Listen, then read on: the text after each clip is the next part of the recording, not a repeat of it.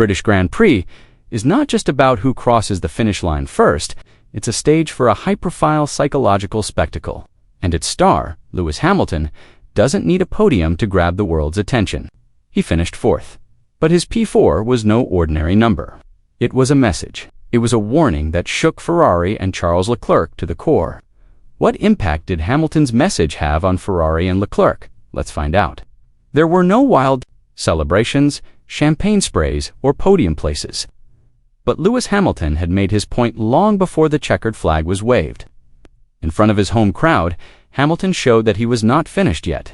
He proved that he could control the race, not just with his steering wheel, but also with a silent message that cut deep into Ferrari's power structure. Some drivers speak at press conferences, some on social media, but Hamilton, he spoke through the racing line, through every corner he took, and every maneuver he made amid the chaos, he communicated calmly. That message rang louder than any shout in the paddock. Silverstone is no ordinary circuit. It's an arena where history, pressure, and weather combine to create chaos. One minute the sun is shining, the next, a thin layer of rain seeps into the asphalt. In a place like this, it's not just the fastest car that wins. It's the driver who can think the clearest when everything else is blurry. Ferrari came with technical upgrades. They brought new upgrades, improved rear wings, and hours of simulation data. However, as Hamilton demonstrated, none of that matters. If the mind and heart are not in sync, only the driver with full mental control can survive when the pressure hits. From the start of the weekend, Hamilton exuded a different aura. He wasn't just another driver trying to prove himself or seeking approval from the Ferrari crowd. He came like a veteran general descending on the battlefield not to fight, but to take command, calmly with authority. He had a presence that silenced the paddock. Hamilton didn't come with blind ambition. He came with a mission. It was a personal mission that he didn't need to explain to anyone because he knew all eyes would be on him when the time was right. He wasn't seeking validation. He was demanding respect. His clothes were red, his car was red, but he couldn't be called Ferrari's new driver, not in the way he walked, talked, or drove. He wasn't looking for a place, he was taking it. He did so with the grace of a leader and the determination of a world champion. As the clouds gathered and the rain began to fall, that was the real test. Some teams panicked, radios blared, some drivers looked uncertain. On Leclerc's side, a disquieting voice filled his helmet. Come in now, should he wait another lap? What are the other cars doing? But on Hamilton's side, there was only calm. No lofty notes, no questions. He knew. He had been here 100 times before. He didn't need confirmation. He was the confirmation. He executed overtake after overtake with deadly precision. Lance Stroll, George Russell, and Pierre Gasly. Each move wasn't just for position. It was code. It was a language only those who understood the politics of Formula One could decipher. Then, on lap 34, the moment finally arrived. It was quiet and barely audible, yet striking like a thunderbolt. In the fog, the voice over the team radio was slow, flat, and cold as a knife. Tell Charles he's P4. Not an instruction, not just a comment. It was a declaration. It was a powerful statement that needed no acknowledgement. It wasn't said in a boastful tone or laced with emotion. Just the facts.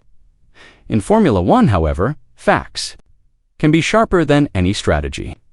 These 8 ordinary-sounding words shook the very foundations of Ferrari. Hamilton didn't ask for permission. He didn't look back. He didn't cheer in celebration. But inside the garage, in the strategy room, and in the minds of everyone wearing red, everyone knew a message had just been sent. It was a signal. That couldn't be ignored. Charles Leclerc didn't answer. There was no rebuttal. There was no sarcasm or quiet protest. There was only silence. It spoke louder than 1,000 analyses.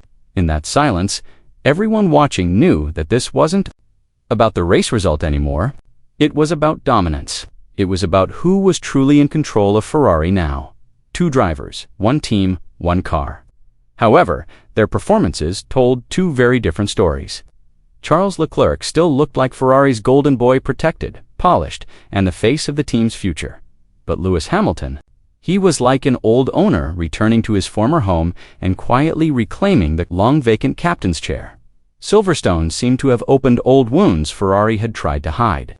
The legendary team has a long history of elevating one figure, while sacrificing the collective harmony of its garage. Now, with the arrival of a 7-time world champion like Hamilton, those old cracks can no longer be covered up. They are gaping and visible to anyone with honesty, amidst a maelstrom of confusing strategies, changing weather, and mounting internal pressure. Only one man seems to have control of his own game: Lewis Hamilton. He's not just navigating Ferrari. Through Silverstone's treacherous turns, he's leading the team with composure, with precision. Most importantly, he does so with a conviction that almost shakes the pit wall. Hamilton doesn't need a stage. He makes the entire race his stage. From that fourth-place finish, he sent the loudest message of the season, one that no one at Ferrari, least of all Charles Leclerc, could ignore during a high-pressure post-race press conference. Ferrari team principal Vasseur addressed Lewis Hamilton's surprising performance. Despite finishing fourth, Hamilton was considered to have sent a strong message to Ferrari and, even to his teammate, Charles Leclerc. With a calm demeanor and sharp eyes, Vasseur answered the media's questions. "I think everyone can see it's not just P4, Vasseur said, opening his comments. What Lewis did today, especially in difficult race conditions and changing strategies, is a clear example of how experience and calmness can be determining factors." Vasseur acknowledged that Hamilton's decisions and communication during the race, particularly when it started to rain, set a high standard for the entire team. This includes Leclerc indirectly.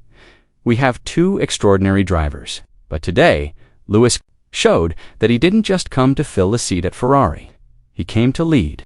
In a difficult situation like Silverstone that was very apparent, Vasseur continued, when asked about Hamilton's no viral radio message, "Tell Charles that's P4. Vasseur responded diplomatically, but made it clear that the message was not taken.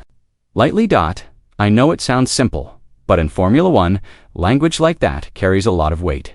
To me, it's a message to everyone about who takes responsibility when racing gets into the gray area." Lewis doesn't say much, but when he does, everyone listens. No trophies, no fireworks. But who cares? When Hamilton crossed the line in fourth, he had said it all. The message was clear: "I'm still here. I'm your leader. Listen to me, or get lost." For Ferrari, it was a painful reflection. They had to choose between sticking with the old, shaky hierarchy and accepting that their internal structure was being shaken from the inside. And the scariest thing? This is just the beginning. When Lewis Hamilton issues a gentle warning, it's an opportunity. But if the next message comes without a smile, then it's not a warning. Then it won't be a warning. It's a revolution. Is Ferrari facing an identity crisis with two big figures like Leclerc and Hamilton? Share your thoughts below.